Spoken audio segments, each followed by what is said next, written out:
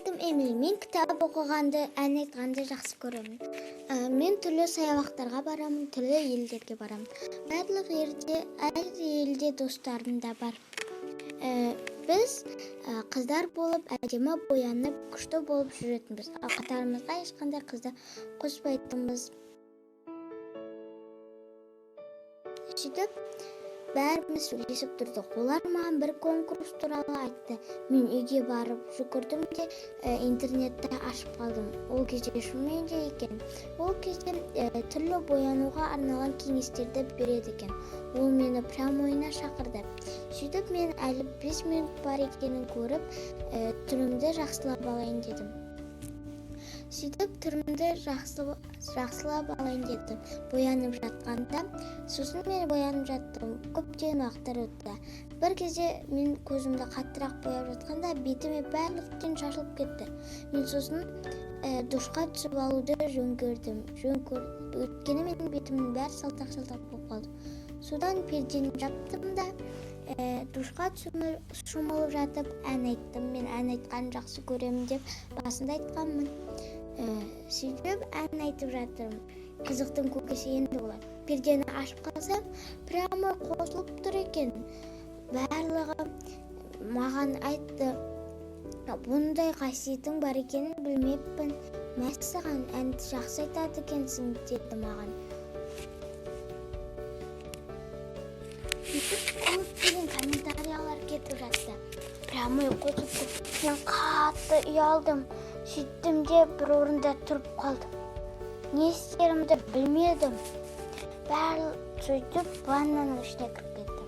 Бетіңді жасырма, сен әнді әдемі айтады екенсің деді. Мен қуанып қалдым. Әнді күшті айтасың, сен неге бұлай істейсің, тағы айтшы, мәссаған денең-ай деген комментариялар кетіп бара жатты. Мен сосын қатты ұялдым да ноутбукты жауып жібердім.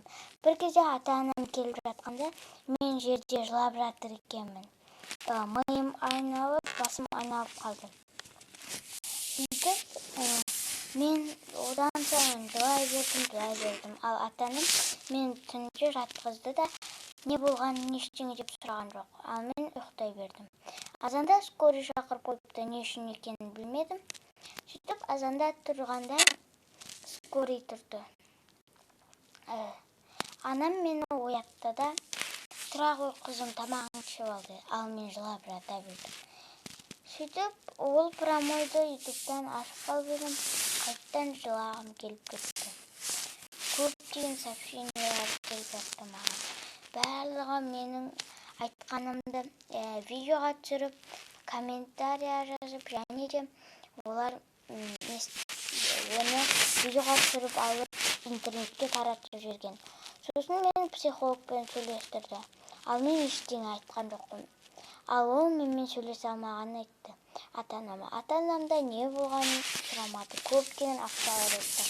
Ата-анам қатты қынжылды. Мен сосын олардың алдына бардым. Сосын мектепке бардым.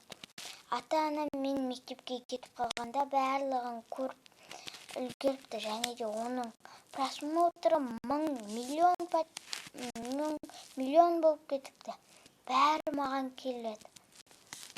Сөйтіп, маған бір бала келіп қол бұлғады. Мен де оған қол бұлғадым. Сен ән жақсы айтады екенсің, менімен ән айтуға қалай қарайсың деді. Мен сосын көзімді ашып ымдап, иә дегім келді.